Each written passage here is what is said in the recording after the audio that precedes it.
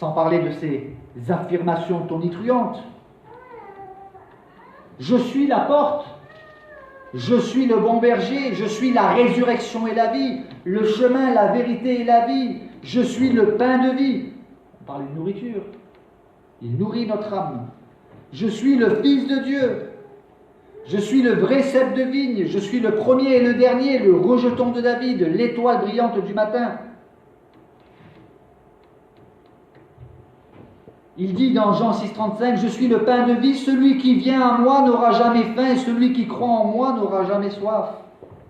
On ne doit pas croire en un homme s'il n'était qu'un homme. Pourtant, il demande qu'on croie en lui. Jean 6,47, en vérité, je vous le dis, celui qui croit en moi a la vie éternelle. Ailleurs, il dit, celui qui croit en moi, des fleuves d'eau vive couleront de son sein, comme dit l'Écriture. C'est Jean 7,38, dans Jean 11,25, celui qui croit en moi vivra même s'il meurt. Jean 12,44, celui qui croit en moi croit, non pas en moi, mais en celui qui m'a envoyé. Cela me fait penser à Philippe qui a dit, montre-nous le Père et cela nous suffit.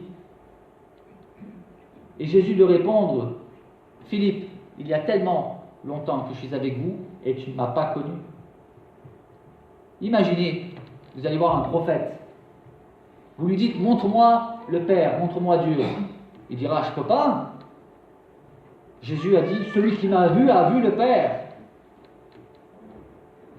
Il est unique aussi par sa mission, être le sauveur de tous ceux qui croiraient en lui, la victime expiatoire. Il y a sa crucifixion, comme un agneau, il avait été annoncé. Donc son sacrifice est unique. Il y a des gens qui se sont sacrifiés pour des bonnes causes, mais ils n'étaient pas sans péché, et c'était une cause limitée dans le temps. Sa résurrection est unique. J'aimerais dire qu'elle est unique, parce que certains m'ont dit, oui, mais il y a eu d'autres personnes qui sont ressuscitées. Oui, c'est vrai, Jésus a ressuscité Lazare, dans l'Ancien Testament il y a eu des résurrections, mais aucun n'est ressuscité avec un corps de gloire, qui apparaît et qui disparaît, qui va d'un endroit A à un endroit B, qui rentre au milieu des maisons sans passer par la porte. Ouais. Sa résurrection est unique, et son ascension, élevé dans le ciel devant ses disciples.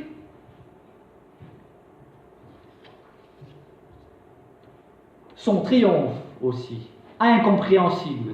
Jésus a gagné en perdant. Colossiens 2,15. Il a dépouillé les dominations et les autorités et les a livrées publiquement en spectacle comment?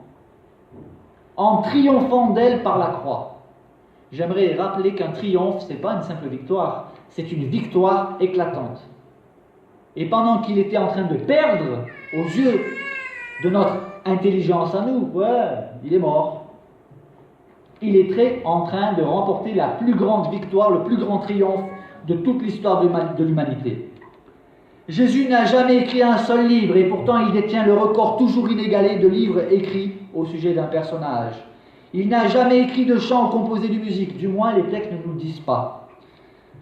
Et pourtant, quel personnage peut se prévaloir d'avoir été la source d'inspiration, le sujet principal de tant de compositions musicales et de compositions de chants aussi?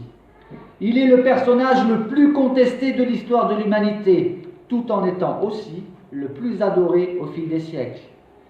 Il a été imité, jamais égalé. Il y a eu de faux Christ et de faux prophètes. Il a aussi été instrumentalisé par des gens méchants et aveugles qui n'avaient rien compris à ses enseignements. Je parle des croisades par exemple, ou encore le conflit irlandais entre catholiques et protestants qui a fait des milliers de morts. Il a aussi été celui qui a transformé un nombre incalculable de vies, parmi les plus débauchés jusqu'aux plus savants, jusqu'aux savants les plus éminents, et c'est encore le cas aujourd'hui, il change les vies de milliers de personnes.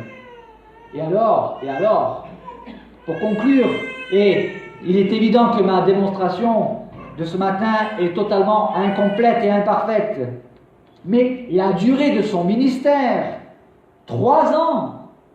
3 ans pour changer la face du monde.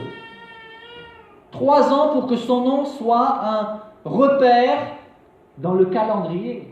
Nous parlons de la période avant Jésus-Christ et après Jésus-Christ. En 3 ans seulement, un impact inégalé. Nous arrivons à la conclusion. Donc, je l'ai dit, voici donc décrit de manière très imparfaite quelques aspects caractéristiques, attributs de celui qui s'appelle Jésus. Et une question que nous pouvons nous poser, qu'avons-nous fait de Jésus et qui est-il pour nous? Quelques affirmations bibliques. Jésus est le seul par qui nous puissions être sauvés. L'apôtre Pierre, dans le livre des Actes, chapitre 4, verset 12, il a dit « Il n'y a sous le ciel aucun autre nom par lequel nous puissions être sauvés. » Donc quand il y en a qui viennent en me disant « Oui, il y a tel prophète qui est apparu après Jésus », il n'y a pas d'autre nom par lequel nous puissions être sauvés. Il n'y a pas de personnage qui soit de la stature de Jésus. Il est le seul médiateur entre Dieu et les hommes, nous dit la première épître de Timothée, chapitre 2, verset 5. Il est la parole de Dieu faite chair, il est Dieu le Fils, il est le mystère caché de Dieu.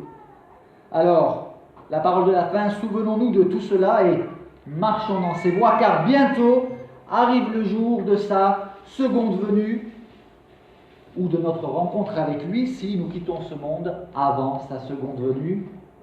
Amen.